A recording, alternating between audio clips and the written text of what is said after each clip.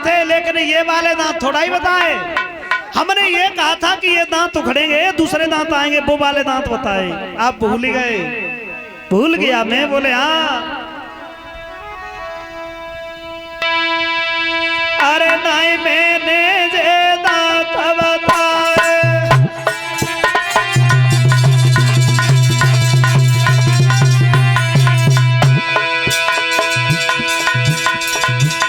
हे वरुणदेव,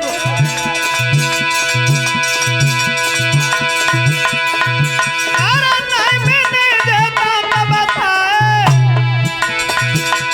अरे महाराज शीघ्र ही आए, सुन के वरुणदेव भकियाए, हरि शब्द को वचन सुनाए।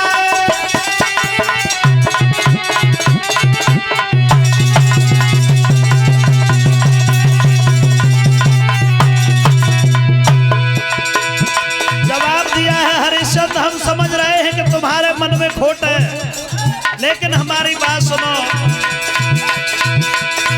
अब हमें ज्यादा परेशान मत करो। हम आए तीसरी बार, राजकुमार भाव है श्यामो, अब करियो मेरो यज्ञ न करो।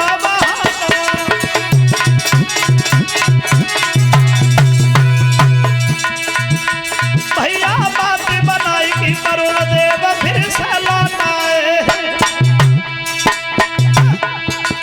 अब तो बात बनाई कि वरुणदेव फिर से लौट आए।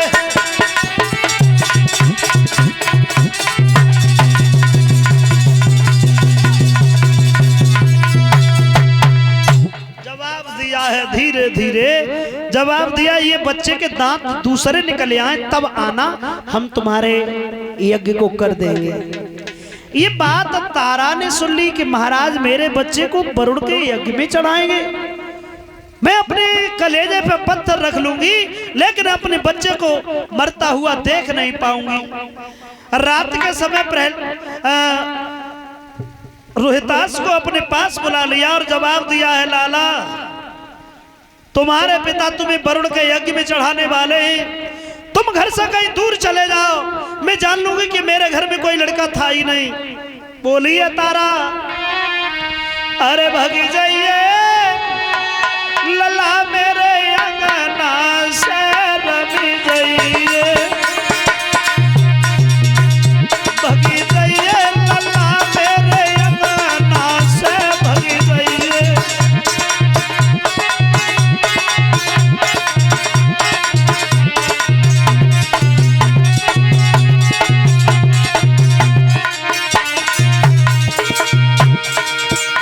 रोहितास घर से कहीं दूर चले जाओ, चाहे भीख मांग के खा लेना, लेकिन जिंदा बने रहोगे। मैं तुझे मरता हुआ देख नहीं पाऊंगी मेरे लाल। अरे बनने जाए झोपड़ी छैलो,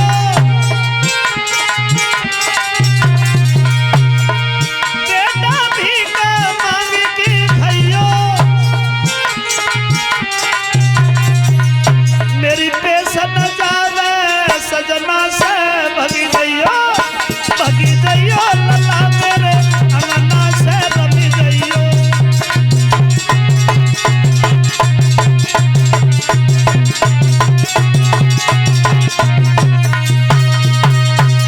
आधी रात के समय रोहितास को घर से भगा दिया और इधर धीरे धीरे कुछ समय के बाद में वरुणदेव फिर आए। हरिश्चंद्र अब तो यज्ञ करो, बच्चे के वो भी दांत निकले आए होंगे। तो जवाब दिया, महाराज यज्ञ कहाँ से करें, रोहितास का तो पता ही नहीं है, कई दिन हो गए हैं। ऐसा तो नहीं है कि आपने ही कहीं उसे छिपा दिया है। क्रोध आ गया वरुण देव को, जवाब दिया, हरिश्चंद्र यज्ञ नहीं कर रहे हो और दूसरा आरोप लगा रहे हो। तुमने खुद बच्चे को छिपा दिया, हमारा यज्ञ नहीं कर पा रहे हो और ये कह रहे हो कि हमने छिपा दिया। अगर तुमने हमारा आज यज्ञ नहीं किया तो फिर मेरे साथ में युद्ध करना पड़ेगा। और करते भी क्या, विवश थे हरिश्चंद्र। वरुण से यज्ञ किया तो उसी जब युद्ध किया है उस युद्ध में हरिश्चंद्र हार गए और जब हार गए हैं धीरे धीरे इन्हें कुष्ठ रोग हो गया। अब तो रोहितास वन में है, सुधा है कि पिताजी घर पे बीमार हैं, सोच रहा है न जाने माँ कैसे रह रही होगी। कहने के लिए तो हम एक राजा के लड़का हैं, लेकिन ये क्या जिंदगी है जो पीने को पानी भी नहीं मिल रहा है।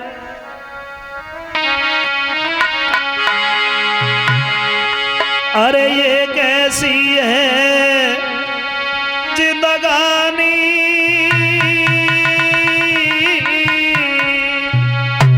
सोच रहा है वन में रोहितास, और नहीं मिले पियन को पानी, ये कैसी है जिंदगानी।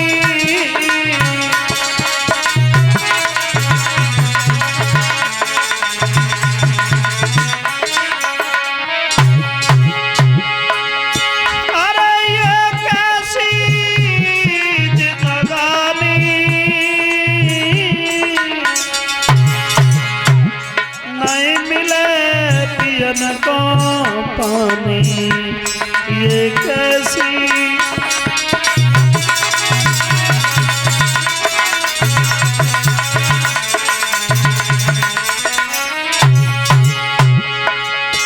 अरे घर पे ही पिता बुखारी, रोबत होएगी मातारी घर पे।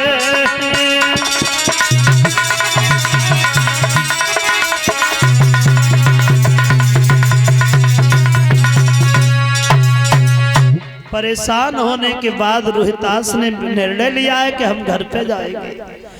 और जब घर के लिए चले ही, जब घर की तरफ चले तो इंद्र ने रोक लिया, जवाब दिया तुम घर पे गए, तुम जो घर पे गए तो वरुण देव तुम्हें मार देंगे। और ऐसा क्यों नहीं करते हो, तुम अपने बदले में किसी दूसरे बच्चे की बल क्यों नहीं चढ़ा देते, तुम्हें देखा थोड़ा ही है। तो उसी वन में अजीगर का जो विश्वामित्र के बहनोई हैं वो रहते थे, उनके पास पहुंच गए। जवाब दिया है अजीगर महाराज, तुम अगर अपने एक बच्चे को बेच लो तो पिताजी से 100 गायें दिलवा देंगे। वो हर पाप का बाप होता है लोग, सोचा है हमारे घर में 3 लड़काएं, एक को बेच लेंगे 2 फिर भी रह जाएंगे। तो ऐसा करते हैं, एक बच्चे को बेच लेंगे।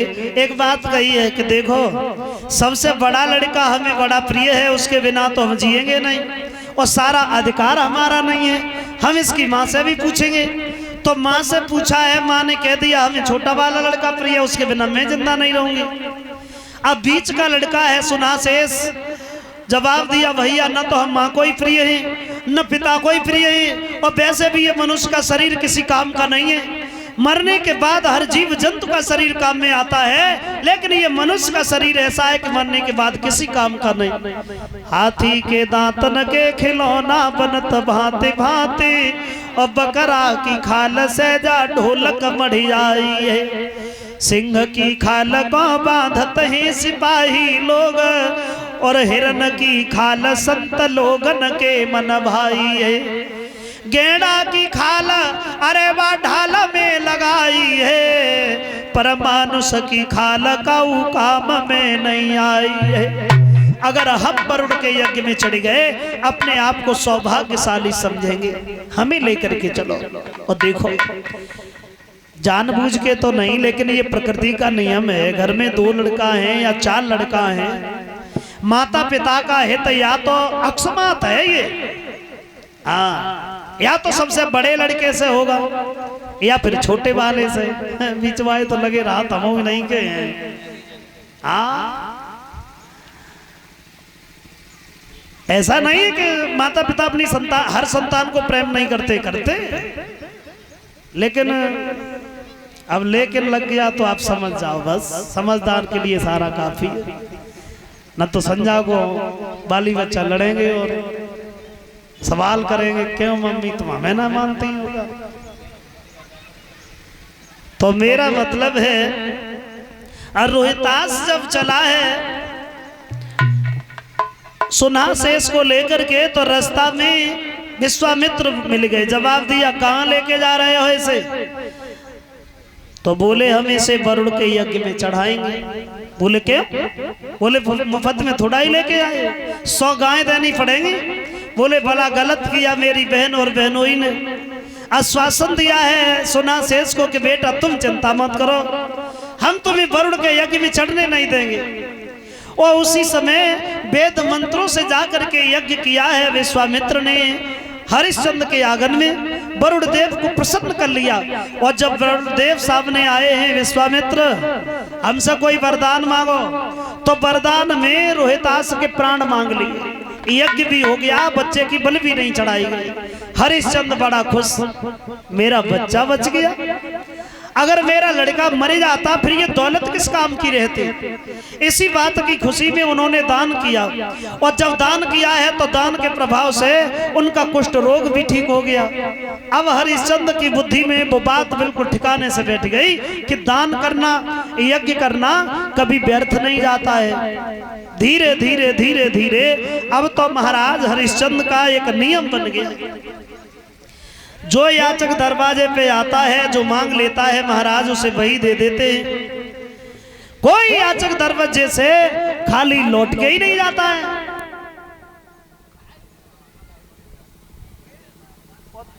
धीरे धीरे धीरे धीरे हरिश्चंद्र के नाम की चर्चाएं समाज में बहुत आगे बढ़ गई। राजा हो तो हरिश्चंद्र जैसा, लोग खाना भी खाते हैं तो हरिश्चंद्र का नाम लेकर के। और देखो समाज में कड़ी मेहनत के बाद में इंसान थोड़ा सा नाम कर पाता है, और जब किसी का नाम हो जाए फिर लोग उसे बदनाम करने में लग जाते हैं। लेकिन हमारा कहना है कि अगर कोई बदनाम कर भी रहा है तो परेशान मत हो, क्योंकि जो है नाम वाला बस वही तो बदनाम है। जिसका नाम ही नहीं होगा फिर वो बदनाम क्या होगा? हरिश्चंद्र के नाम की चर्चाएं हो रही थी, देवताओं की सभा लगी है, और ये सुनकर के फक्र हुआ वशिष्ठ को। जवाब दिया, देवता हरिश्चंद्र दानी राजा है, लेकिन तुम्हें इतना नहीं पता है कि वो शिष्य किसका है, वो हमारा शिष्य है। और हमें अपने शिष्य पे घमंड है कि हरिश्चंद्र मर सकता है लेकिन अपने धर्म से कभी पीछे नहीं हट सकता है। ये बात विश्वामित्र को बिल्कुल अच्छी नहीं लगी, उठे और खड़े हो गए। जवाब दिया, क्या कह रहे हो वशिष्ठ? अरे किन की प्रशंसा करने में लग गए तुम? हरिश्चंद्र की? हरिश्चंद्र दानी राजा नहीं है जिसने वरुण का यज्ञ नहीं कर पाया, 100 गाय देकर के हमारे भांजे सुना शेष को खरीद के लाया, उसकी प्रशंसा कर रहे हो तुम? हरिश्चंद्र दानी राजा तो हो ही नहीं सकता है।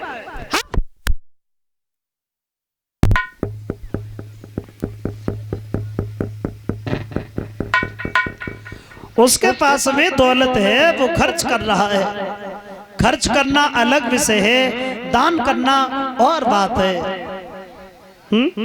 हरिश्चंद्र दानी राजा नहीं है। बोले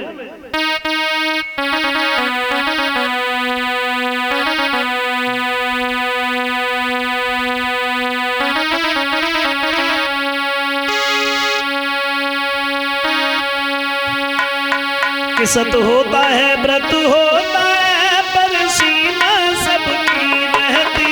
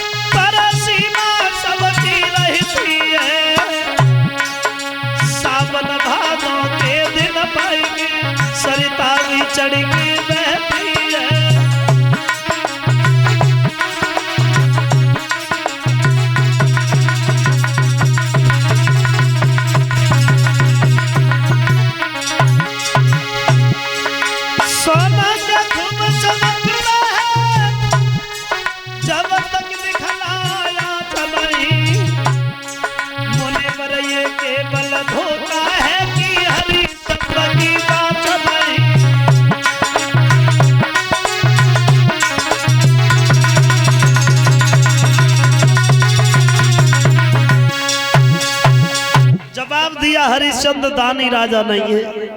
उसके पास में दौलत है, वो खर्च करना है। खर्च करना और बात है, दान करना अलग विषय है। और नहीं पता है सावन भादों के महीना में छोटी छोटी नदियां भी उफान भरने लगती हैं, तो वो समुद्र थोड़ा ही हो जाएंगे। नदियां नदियां रहेंगी, समुद्र समुद्र होता है क्या? हाँ, कोई बात नहीं, परेशान मत हो। हमें एक बात बताओ विश्वामित्र, तुम कैसे मानोगे कि हरिश्चंद्र राजा? बोले हम तो कभी मानेंगे ही नहीं। बोले क्यों? बोले हम मानेंगे तब हम हरिश्चंद्र की आजमाइश करेंगे। तो बोले मना किसने किया है, जाओ ना आजमाइश करके आओ। तो चले आजमाइश करने के लिए, और चलते चलते एक बात कही, वशिष्ठ इतना ध्यान रखना, तो अगर पहले ही झटके में हरिश्चंद्र को मैंने उसके धर्म से न डिगा दिया तो मैं भी गादी का पुत्र नहीं हूं। और इतना कहने के बाद में चले जाकर के सूकर बन के हरिश्चंद्र के बाग में घुस गए। सारे बगीचा को तहस नहस कर दिया। मालियों ने रोका है, एक माली की जंगा को फाड़ दिया। बेचारा भाग करके हरिश्चंद्र के पास पहुंच गया। महाराज, बाग में एक ऐसा सूकर आया है जिसने सारे बगीचा को जान दिया। हमने भगाने की कोशिश की, हमारी जंगा को ही फाड़ दिया। फिर हमारे पास क्यों आए हो? बोले तुम्हारे पास इसलिए आए हैं कि तुम चल के उस सूकर का वध करो। बोले अभी संध्या का समय है, और संध्या के समय कोई याचक मेरे दरवाजे पे आ जाए, फिर चाहे वो शत्रु ही क्यों ना हो, मैं मारूंगा नहीं उसे, ये मेरा नियम है। बोले कि है संध्या को बंत और दुख मत दीजे रे आहू।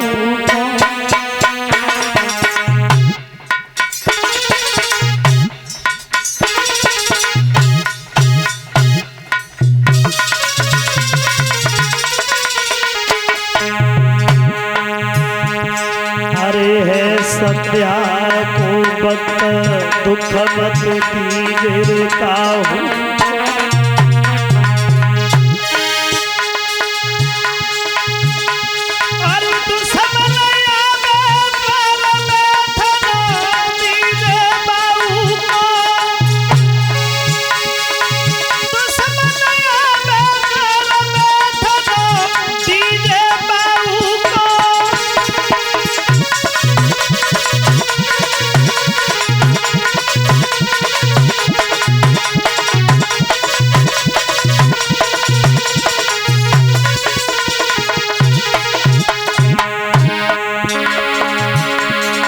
अरे सवेरे हम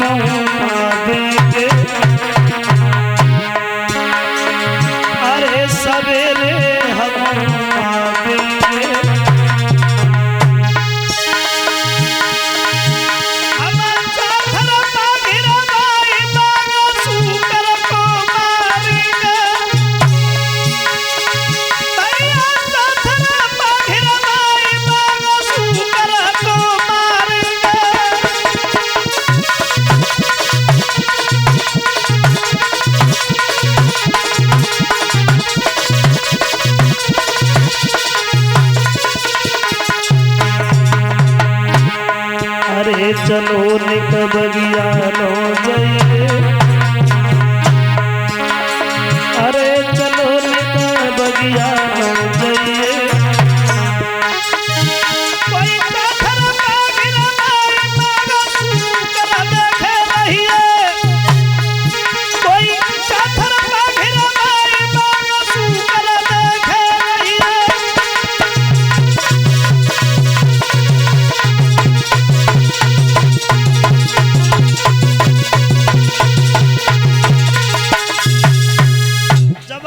चले जाओ बाग के लिए, देखे रहना वह सूकर कहीं भाग नहीं जाए। जब सुबेरा होगा तब हम आकर के देखते। सारी रात विश्राम किया।